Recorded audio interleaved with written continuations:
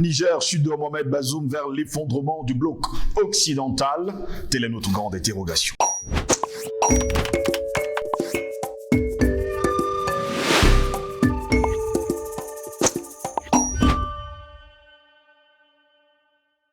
Madame, Monsieur, bonjour, très heureux de vous retrouver sur Panafricaniste TV. Bienvenue à toutes et à tous à cette autre édition de Parole panafricaniste. Niger, chute de Mohamed Bazoum vers l'effondrement du bloc occidental. Telle est notre grande interrogation. Pour répondre à nos questions, nous sommes avec Jonathan Batengene.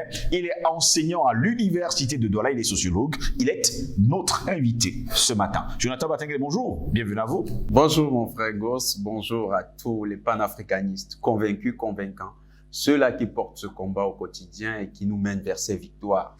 Nous avons pendant longtemps ici décrypté l'actualité du Niger et nous annoncions précisément que bientôt Bazoum allait tomber. Vous vous souvenez, c'était la dernière émission que nous avons fait ici. Nous avons dit que Bazoum était sur le point de tomber, que ce n'était qu'une question de temps. Je ne sais pas, mais depuis ce matin, il y a un nom, le nom d'un pays qui revient avec insistance dans ma conscience. Je ne sais pas pourquoi. Peut-être ça peut être un pressentiment de quelque chose. Côte d'Ivoire, Côte d'Ivoire, Côte d'Ivoire, Côte d'Ivoire. Est-ce que quelque chose se passerait? Bon, surtout nous saluons nos téléspectateurs de la Côte d'Ivoire. Nous les aimons beaucoup et nous savons que bientôt ils seront comme les Nigériens. Très heureux de vous avoir. J'espère que vous allez bien. Oh, très bien. Après un séjour au pays du président Faustin Archange Touadéra, digne patriote qui a porté son pays vers la véritable souveraineté avec ce référendum remarquable pour le peuple centrafricain. Nous reviendrons peut-être là-dessus dans les prochaines éditions. Dans les prochaines éditions. Et on a encore beaucoup à redire de ce qui s'est passé. C'est historique. Et c'est bien toujours d'être le témoin de l'histoire. Témoin de l'histoire, nous le sommes tous les jours. D'ailleurs, Jonathan Batengene, nous nous interrogeons encore, parlant de la chute de Mohamed Bazoum. Se dirige-t-on vers l'effondrement du bloc occidental? Pringo, ce qui s'est passé dépasse le mot effondrement. Parce que nous avons pendant longtemps ici décrypté le fait que l'Occident était en déclin. Donc c'était déjà l'effondrement. Mais non, on assiste à la première défaite militaire du bloc occidental en Afrique. La première défaite militaire. Beaucoup qui nous écoutent ne comprennent peut-être pas pourquoi on dit défaite militaire. Un ultimatum donné par des pays qui ont une histoire d'aventure militaire dans des pays sur la base de ces ultimatums, un ultimatum non respecté équivaut à une défaite. Je prends un peu les exemples. Au début des années 2000, on a connu le premier cas, c'était, fin des années 90, le premier cas, c'était le Libéria, la Sierra Leone.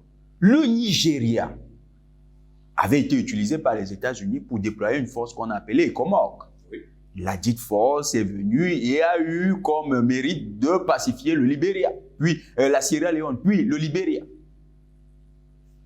Ils ont monté une force qui avait pour but de neutraliser les patriotes panafricanistes, comme le digne président Laurent Gbagbo, en Côte d'Ivoire. 2010.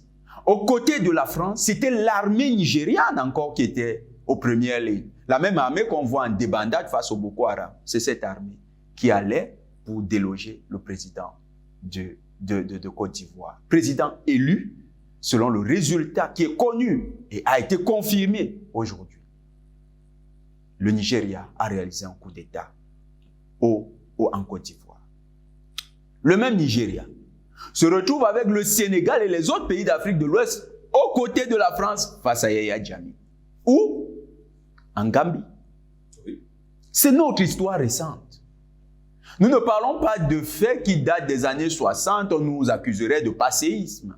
Mais non, c'est des faits récents. Il y a eu chaque fois un ultimatum de ce conglomérat avec la bénédiction de la puissance satellite de l'OTAN qu'est la France, et chaque fois ça avait débouché sur une intervention militaire et le débarquement d'un président. Quand vous regardez ce qui se passe aujourd'hui au Niger, la même force, avait les mêmes soutiens, avait le même retentissement médiatique. Que n'a-t-on pas entendu? Nous, depuis là où nous nous trouvions, c'était avec beaucoup de nostalgie qu'on pensait au plateau, on disait mais il fallait répondre à ces gens. Nous avions confiance que la réponse qui devait être apportée par tous les vaillants soldats panafricanistes devait être à la hauteur de la menace. Et ces gens passaient le temps dans leurs médias à nous raconter que dans quelques heures, le Niger sera la nouvelle Libye. Que ça allait être la débandade de l'armée nigérienne et des patriotes. Parce que ce n'est pas un coup d'État. C'est une révolution du peuple nigérien qui a été portée par des militaires exactement comme au Mali, exactement comme à Cuba, exactement comme au Burkina Faso. Et là, ils disent, on va intervenir. Mais à la date butoir, on voit qu'ils font rétro-pédalage. Ça veut dire que simplement, ces forces ont analysé, les militaires ne donnent pas d'ultimatum, les États ne se donnent pas d'ultimatum avec des délais fixés dans le sens du simple bluff. Mais qu'est-ce qui fait reculer une armée? Ce qui fait reculer une armée, c'est les calculs de rapport de force. Et le calcul du rapport de force est clair. Qu'on ne se cache pas les yeux, qu'on ne se voile pas le visage, qu'on ne fasse pas la politique de l'autruche. Ces gens ont calculé, ils ont vu qu'ils perdaient à tous les niveaux. Dans toutes les officines, les stratèges militaires assis, en train de faire le plan de guerre et de débattre de la stratégie, se rendent compte qu'une intervention au Niger, c'est la perte totale de l'OTAN en Afrique. C'était un point de départ d'une vague d'actions successives sur plusieurs pays africains qui devaient menacer les intérêts économiques des pays de l'OTAN, les intérêts politiques et même les intérêts militaires. Donc ils se sont rendus compte qu'ils allaient perdre. Et ça allait être une perte terrible, peut-être même une perte irréversible. Et sur au moins 2 siècles, on vivrait une hostilité aux pays de l'OTAN telle qu'ils ne l'ont jamais vue en Afrique. Ils ont fait les calculs. Et nous allons un peu plancher sur quelques plans. Allez-y, c'est votre ordre le plus absolu. Le premier élément, le Nigeria. Tinubu a été mal élu. Tinubu est assis sur une poudrière. Il est lui-même illégitime. Vous savez que c'est une fraude électorale qui l'a porté au pouvoir. Exactement. Mais les Nigérians qui le savent, et qui savent que si Tinubu est à la tête du Nigeria, c'est essentiellement parce qu'il faut consolider les intérêts d'un grand cartel de drogue qui opère en Afrique de l'Ouest. Ces Nigérians ne sont pas prêts d'accepter que ce dernier entraîne l'armée nigériane déjà très affaiblie par le Boko Haram, parce qu'à l'heure où nous parlons, il y a 3 bases militaires nigérianes au nord-est du Nigeria qui sont permanemment sous le contrôle de l'armée camerounaise, parce que l'armée nigériane là-bas a déjà, comme on dit chez nous de manière triviale, donné les mains aux terroristes. Donc, leur dit vraiment, vous êtes trop forts. C'est l'armée camerounaise qui, là-bas, est en train de restaurer l'autorité de l'État nigérien. Ça, c'est des vérités que l'armée nigériane connaît.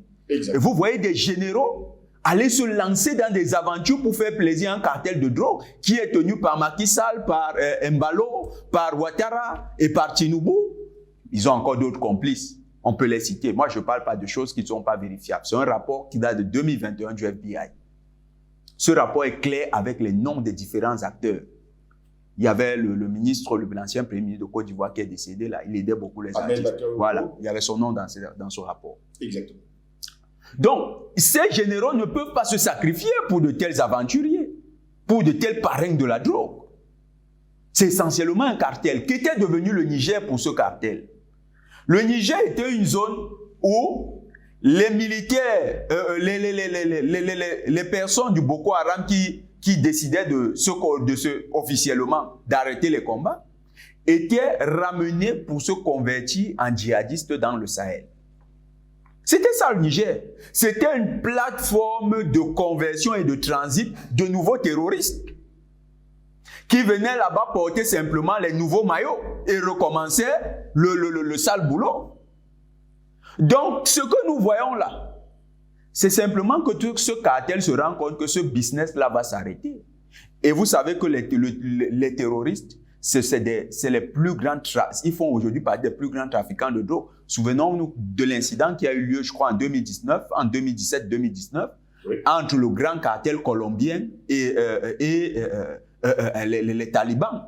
quand les talibans ont saisi un important stock de drogue, c'est les cartels colombiens qui ont passé un message fort aux talibans. Mais c'était sous le parrainage de qui? Des agents de la CIA.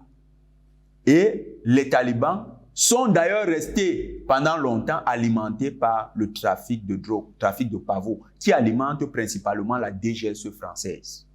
Et là, c'est les intérêts vitaux de l'Élysée. Parce que le trafic du pavot, ça concerne beaucoup l'Élysée. Vous voyez donc que c'est un trafic de drogue.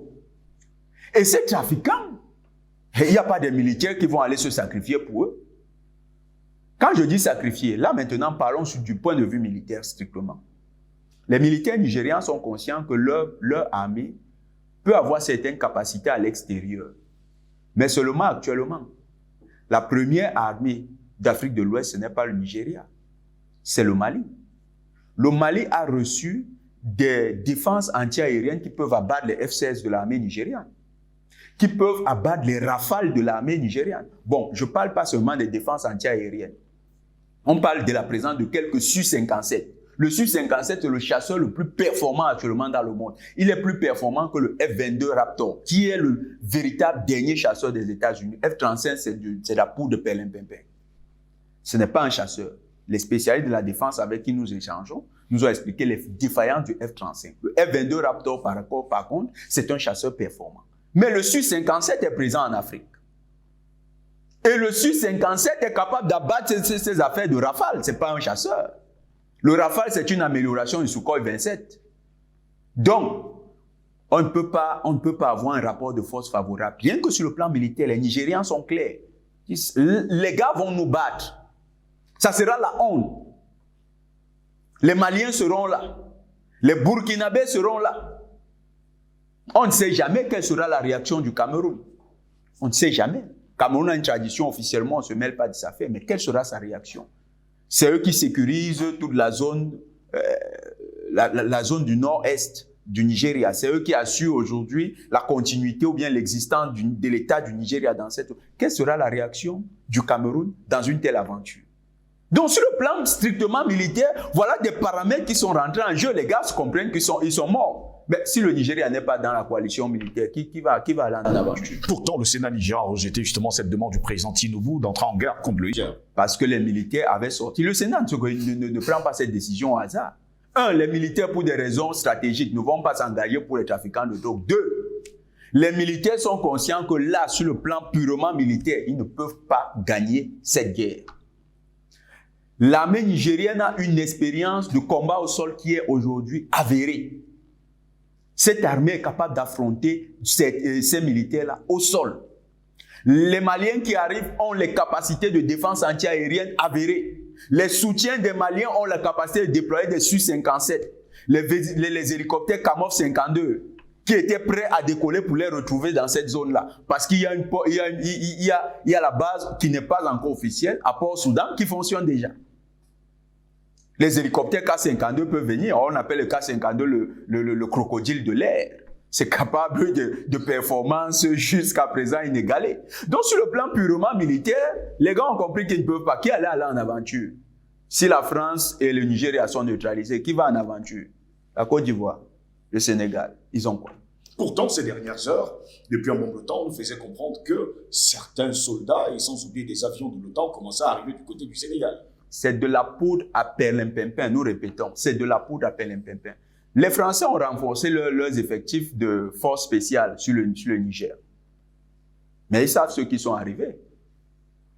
Siwa Security a aussi envoyé des renforts ces derniers jours. Mais les officiers de l'OTAN qui se font tous fesser là-bas en Ukraine, la France n'a pas oublié ça. Mais il y a beaucoup de choses. La France a déjà perdu beaucoup d'officiers. Nous n'allons pas rentrer dans les débats trop profonds pour certaines raisons. Mais la France sait qu'elle a perdu beaucoup d'officiers déjà ces dernières années en Afrique. On parle de plus de 300 officiers qui sont morts. Ils savent, ils ont reçu les conteneurs frigorifiés de ces officiers, des corps de ces officiers-là. Ces officiers ont été tués sur les théâtres d'opération en Afrique. Sur plusieurs théâtres d'opération en Afrique. La France connaît ces morts qu'elle compte aujourd'hui. Ce n'est pas de la rigolade. Les Africains ne sont pas dans la rigolade. Et nous disons félicitations à toutes les forces armées qui se battent avec vaillance, vigueur et courage face à ces terroristes déguisés. qui viennent chez nous pour créer du désordre. La France peut encore en perdre. Si la France a des enfants à sacrifier, nous disons aux familles françaises, nous sommes prêts à vous aider à faire les deuils. Pourtant, sur le sol nigérien, il y a encore des soldats étrangers qui y sont. On parle presque de 14 000 personnes qui sont encore stationnées sur le sol nigérien. L'armée nigérienne, telle qu'elle s'est réorganisée, parce que toutes les forces, tous les composants de l'armée se sont mis d'accord sur un principe, s'il y a attaque, tous les acteurs vont se mobiliser contre. C'est la première fois que dans l'armée nigérienne, on retrouve cette unanimité dans la défense de la patrie. Mais bien plus, il y a le peuple nigérien qui est en train d'accompagner cette révolution. Oui. C'est le peuple nigérien qui porte cette révolution. Et le peuple, ça change toute la donne. Vous savez, quand les États-Unis ont fui Kaboul, en fuyant comme des petits voleurs, sautant dans les avions, laissant les ordinateurs avec les noms de leurs employés qui pouvaient tomber dans la vindicte populaire, mais heureusement, les talibans qu'on nous avait décrits comme des très dangereux criminels n'ont pas à la fin utilisé ces noms pour des règlements de compte.